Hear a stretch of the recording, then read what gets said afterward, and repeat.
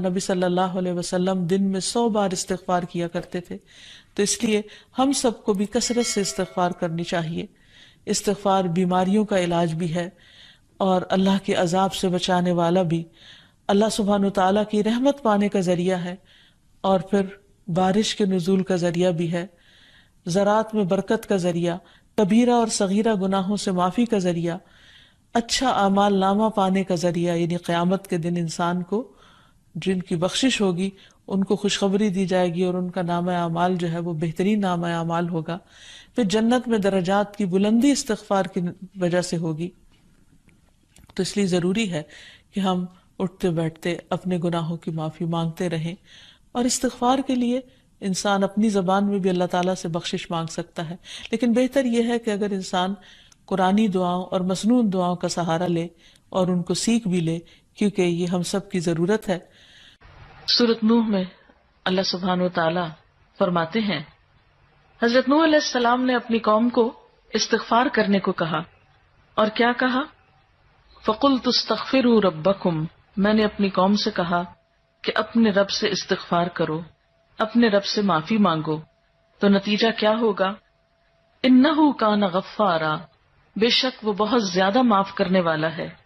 يُرْسِلِ السَّمَاءَ عَلَيْكُمْ مِدْرَارًا، تم پر آسمان سے خوب بارشیں برسائے گا، آسمان کو تم پر برسنے والا بنا دے گا۔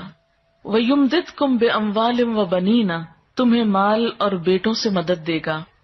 وَيَجْعَلْ لَكُمْ جَنَّاتٍ، تمہارے لیے باغات بنائے گا۔ وَيَجْعَلْ لَكُمْ أَنْهَارًا، اور تمہارے لیے نہریں جاری کر دے گا۔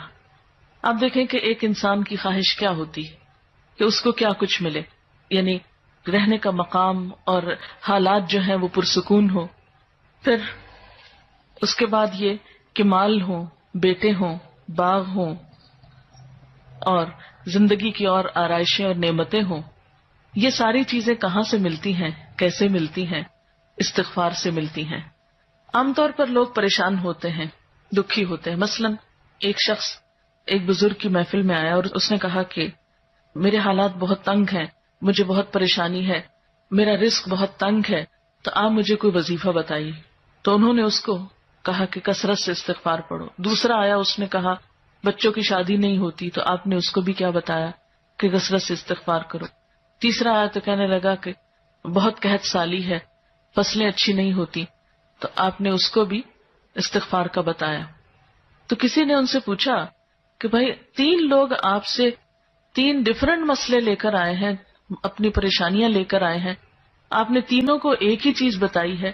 تو اس پر انہوں نے یہی سورۃ نوح کی آیت پڑھ کر سنائی کہ دیکھو یہ قرآن میں اللہ کا وعدہ ہے، اور اللہ کا وعدہ سچا ہے۔ اللہ تعالیٰ کی بات سے بڑھ کر سچی بات کس کی ہو سکتی ہے؟ ہمارے پڑھنے میں کمی کوتاہی ہو سکتی ہے، لیکن اللہ کی بات میں کوئی شک نہیں۔ ذالک الکتاب لا ریب فیہ، یہ وہ کتاب ہے جس میں کوئی شک نہیں۔ لیکن یہ ہے کہ بعض اوقات ہم خود پڑھنے میں کوتاہی کر دیتے ہیں۔ تو جن کا رشتہ نہ ہو رہا ہو وہ بھی، جن کا ہو چکا ہو اور شادی کے پرابلمز ہو وہ بھی، جن کا ہو چکا اور پھر بچے نہ ہو وہ بھی، ان سب کے لیے ایک ہی وظیفہ ہے، اور وہ کیا ہے؟ استغفار کا۔ پھر اسی طرح ایک اور جگہ پر ایک اور پیغمبر نے اپنے لوگوں سے کہا وَاسْتَغْفِرُوا رَبَّكُمْ ثُمَّ تُوبُوا إِلَيْهِ إِنَّ رَبِّي رَحِيمٌ وَدُودٌ، اپنے رب سے معافی مانگو اور اس کی طرف پلٹ آؤ، بے شک میرا رب رحیم ہے اور اپنی مخلوق سے بہت محبت رکھتا ہے۔ یعنی جب کسی بندے پر کوئی تکلیف آتی ہے تو ایسا نہیں کہ اللہ تعالیٰ اس پر خوش ہوتے ہیں اور جان بوجھ کے ستانا چاہتے ہیں بندوں کو۔ اللہ تو بندوں کے حق میں بہت مہربان ہے۔ پھر سوال یہ پیدا ہوتا ہے کہ تکلیف آتی کیوں؟ اگر وہ ہم سے محبت کرتا ہے اور وہ بہت مہربان ہے، تو بات یہ ہے کہ کچھ چیزیں ہم اچھے حالات میں سیکھتے ہیں اور کچھ چیزیں ہم ہارڈ شپ سے سیکھتے ہیں۔ کچھ نعمتوں کی قدر ہم اچھے طریقے سے ویسے ہی کر لیتے ہیں، اور کچھ چیزوں کی قدر ہمیں اس وقت آتی ہے جب کوئی مشکل پیش آتی ہے۔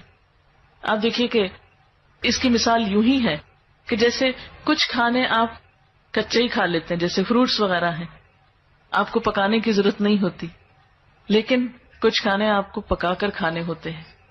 اسی طرح زندگی میں کچھ حالات ایسے ہوتے ہیں کہ جن میں آپ آرام سے سیکھ جاتے ہیں، یا کچھ باتیں آپ کو بغیر کسی مشکل کے سمجھ میں آ جاتی ہیں، لیکن کچھ باتیں آپ کو مشکل آنے پر سمجھ آتی ہیں. اور جس طرح انسان پختہ اور میچور ہوتا ہے مشکلات میں، آپ نے دیکھا ہوگا کہ جو بچے ہارڈ شپس میں پلتے ہیں وہ بڑے ہو کر ان میں اسٹیمنا زیادہ ہوتا ہے، لیکن جو بچے بہت نعمتوں میں اور نازوں میں پلتے ہیں وہ اتنے بہادر اور اتنے ہمت والے نہیں ہوتے. اس لیے دھوپ اور چھاؤں، غم اور خوشی، دونوں اس کائنات کا حسن ہے. دن اور رات ایک بہت بڑی نشانی ہے ہمارے لیے. تو اس لیے جب تکلیف آتی ہے تو اس موقع پر انسان اللہ کی طرف زیادہ رجوع کرتا ہے، اللہ کو زیادہ یاد کرتا ہے، زیادہ ذکر کرتا ہے، اور اس طرح انسان کے گناہ دنیا میں ہی معاف ہونے لگتے ہیں. ایک اور جگہ پر آتا ہے وَأَنِ رَبَّكُمْ ثُمَّ تُوبُوا إِلَيْهِ يُمَتِّعْكُمْ مَتَاعًا حَسَنًا، اور یہ کہ تم اپنے رب سے معافی چاہو اور اس کی طرف پلٹ آؤ تو وہ تم کو اچھا سامان زندگی دے گا. یعنی دنیا کی اچھی نعمتیں کس سے ملیں گی؟ استغفار سے.